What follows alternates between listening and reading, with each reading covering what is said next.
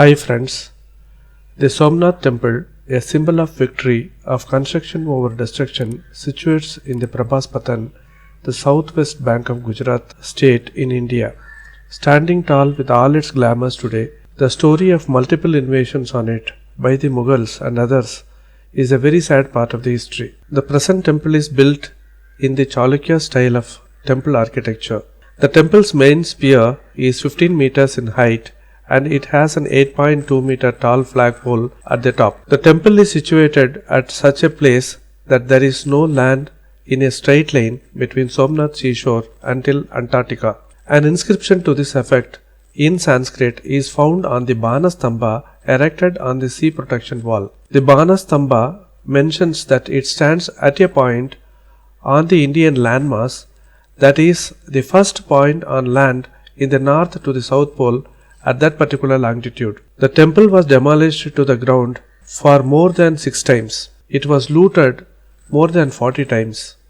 The temple was having one of the important 12 jyotirlingas of Lord Shiva. Whenever it was demolished, it was rebuilt and renovated. Finally, it is open for worship by the Indian President, His Excellency Dr. Shankar Dayal Sharma during 1995.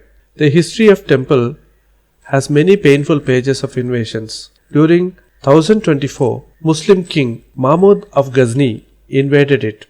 He destroyed the structure and the main Shiva idol was broken into pieces. Some historians are saying he killed about 50,000 residents of the town who were opposing him.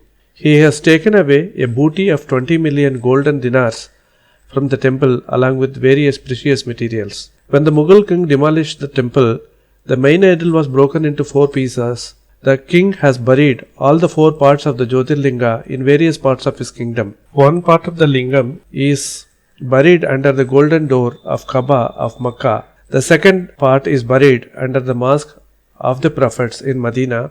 The third part is buried under the big mosque in Ghazni, and the fourth part is buried under his palace. The above informations are available in pages 232 and 233 of the book by name A History of India, Volume 1, authored by Ramila Tapur. Before demolished by Muhammad Ghazni, this temple was a wooden construction with 56 huge pillars made of high quality teak wood. Tons of good quality teak was used for pillars and beams. The entrance doors were made of sandalwood with precious carvings on it. There was a big golden bell besides the Lord Shiva. The Mughal king was mainly attracted by the hanging Shivalinga of the Garbhagriha.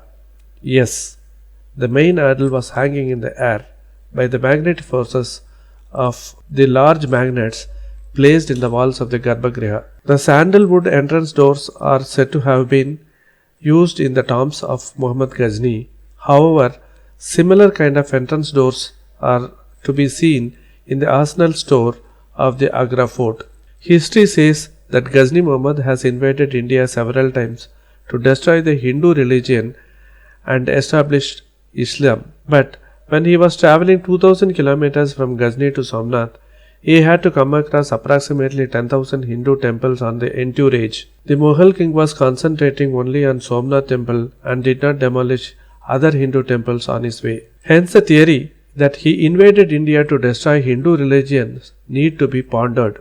The army of Ghazni Muhammad was consisting 35% of Hindus. Out of his important 12 army chiefs, 5 were Hindus. Somnath temple was having a lot of treasure and it could have been the reason attracting invasions on it. It was a harbour town during Maurya dynasty. In Somnath, other religions such as Jainism, Buddhism were also flourished along with Shaivism and Vaishnavism. More than 10,000 villages are found around this Prabhas town. There was a belief in ancient times that people who donate as much wealth as they can to the Somnath temple will be blessed with much better wealthy living in their next birth. So, just like Padmanabha Swami temple in Kerala and Tirupati Venkateshwara temple in Andhra Pradesh, people were donating gold coins, ornaments made of gold, diamond and gems to the temple generously, and that is why the temple was having enough money and again rebuilt whenever it was demolished. Many people from Afghanistan has invaded Somnath before Ghazni and after him also.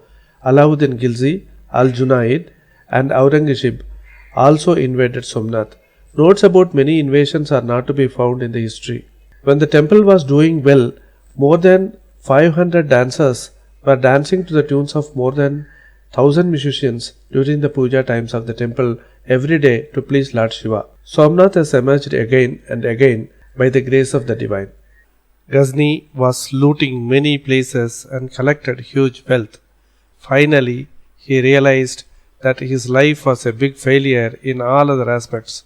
He called all his ministers and said that when I die, take my body in a procession to all the villages and tell people not to aspire for a life that I had lived. Show all of them that in spite of huge wealth, Ghazni has left this world empty-handed. Although the life history of Ghazni is telling a different story, his grave teaches us to be humble, be compassionate and kind to fellow human beings.